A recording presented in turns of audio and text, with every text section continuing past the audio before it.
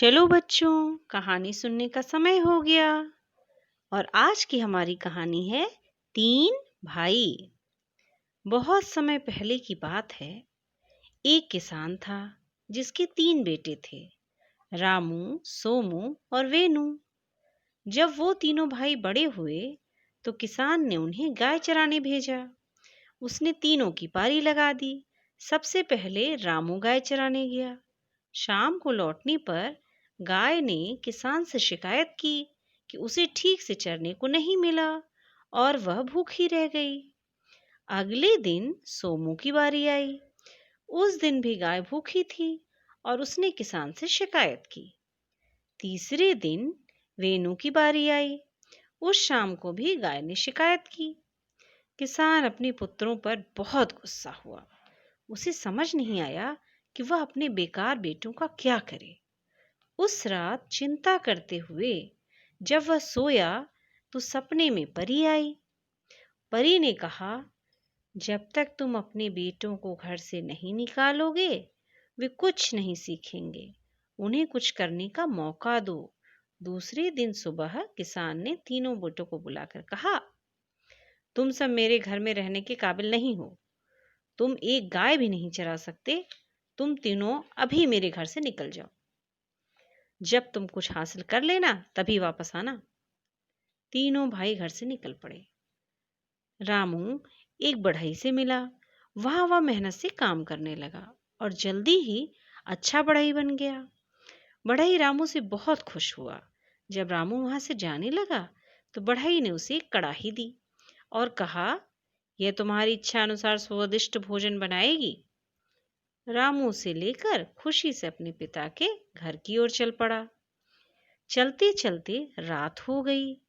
रास्ते में उसे एक सराय मिली जहां वह रुक गया।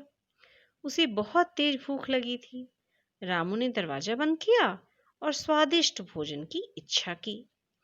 कड़ाही ने स्वादिष्ट भोजन प्रस्तुत कर दिया। उसी समय सराय का मालिक वहां से गुजर रहा था। उसने खिड़की से कड़ाही का चमत्कार देख लिया। रामू के सो जाने पर वह कमरे में घुसा और दूसरी कड़ाही वहां रखकर चमत्कारी कड़ाही ले ली। सुबह रामू ने कड़ाही ली और घर की ओर चल पड़ा।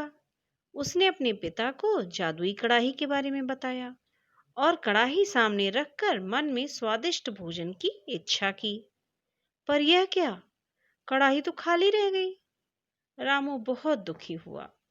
किसान का दूसरा बेटा सोमू एक कुम्हार से मिला और उसने मिट्टी के बर्तन बनाने सीखे।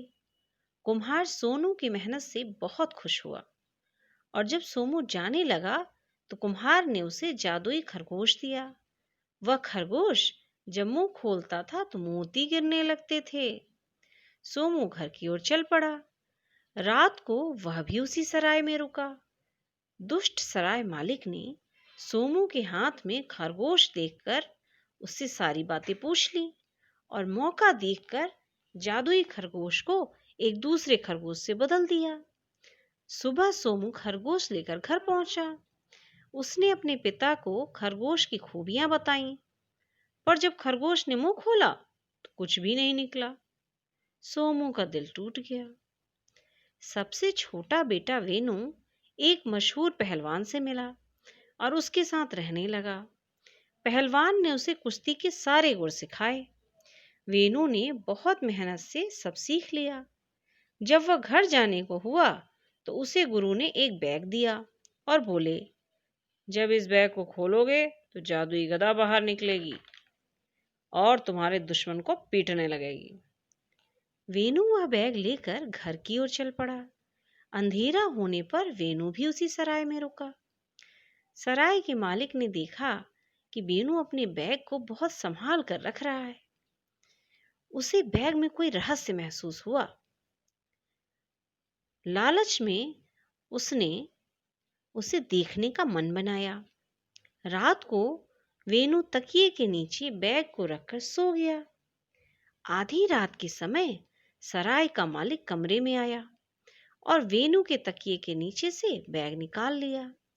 जब तक वह कुछ समझ पाता, जादुई गदा ने उसे पीटना शुरू कर दिया। वो बहुत डर गया और मदद के लिए चिल्लाने लगा। आवाज सुनकर वेणु जाग गया। सराय के मालिक ने उससे रोते हुए कहा, मैंने तुम्हारे भाइयों को ठगा और उनसे जादुई कड़ाही और जादुई खरगोश चुरा लिया। इसके बाद उसने वेणु से माफी मांगी और रामू की कड़ाही और सोमू का खरगोश लौटा दिया। अब वेणु खुशी खुशी जादुई कड़ाही, जादुई खरगोश और जादुई बैग लेकर घर गया। उसके भाई उसे देखकर बहुत खुश हुए।